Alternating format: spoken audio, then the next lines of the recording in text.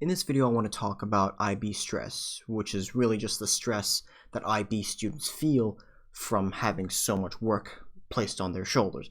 Now, I want to discuss that in relation to two very important factors of an IB student's life. The first one being the social aspect of their life, so friends, family, and anything that's outside of IB work. The second would be the whole work methodology of an IB student and how they work or how they study, and how stress affects both of those factors. Now, I was an IB student up until May of 2016 when I graduated, so I've had quite a lot of time to reflect on how I did in IB and what some things I would have changed in IB. And one of them would have definitely been stress and stress management, because a lot of what I say today will rather be from personal experience and from things I've observed while I was on IB. So we all know that too much of one thing, or consuming too much of one thing, is bad for us, right? Too much alcohol is bad for our liver, smoking too much is bad for our lungs, consuming too much sugar and candy is bad for our teeth, although I'm sure the dentist would disagree with me on that one.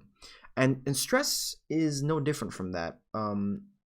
Especially overstressing. Now, stress itself is important for us, even as IB students. Stress is important. We do need the kick up the butt to start working, but being overstressed is the complete opposite.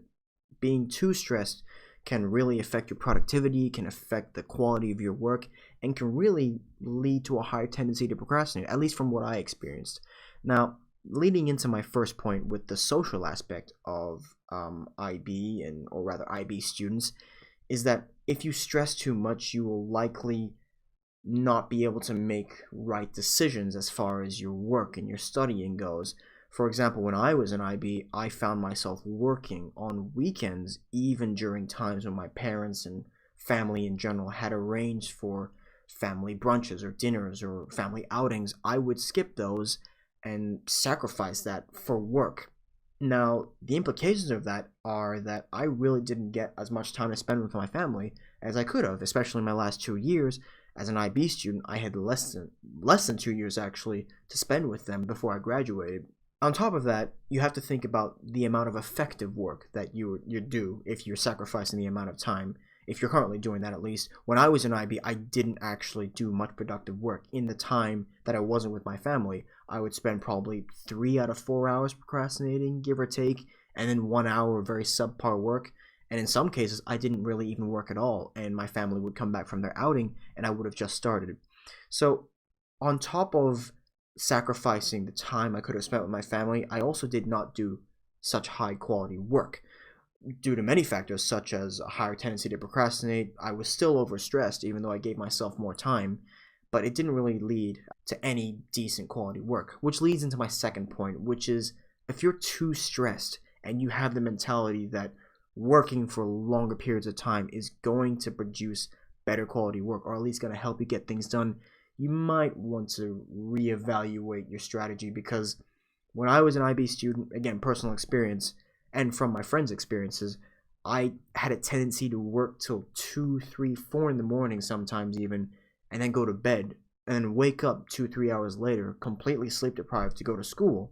That led to fatigue in school, which would lead to me coming home all tired, and not really having enough motivation to start studying until way, way later, and then going to bed very late. So you can see that this really has a domino effect. So what is the solution to all this? What is the solution that'll allow you to spend more time with your family, to work, or have a better work ethic? Well, in my opinion at least, the simple solution to that is to relax and to chill and forget work. Give yourself a day off to relax. Because ultimately, if you're at a point now where you're working and you're constantly working and not taking a break and stressing about your grades, stressing about the future, then you're ultimately going to get to your breaking point. So the only real way to manage it is to make sure you take breaks from time to time. Periodical breaks once a week. Just give yourself the whole day off or half the day off to go catch a movie or to sit down, read a book, or sleep in maybe. Take more naps during the day. Whatever it is, you know best how you can relax, and you should implement that into your work and study load so that you don't end up getting to a point where you're a complete mess and you're breaking down every 5 minutes and needing to go to therapy or something. That's a very extreme case, but it does happen actually. So I hope you found this video helpful. That was just a small little advice, tips and tricks video, I guess you could say, how to manage your stress. Make sure you're taking enough breaks, make sure you're eating enough, you're spending enough time with family, and really trying to balance out how much you work and how much you relax. Because too much of either is bad, so you really do need to find a balance.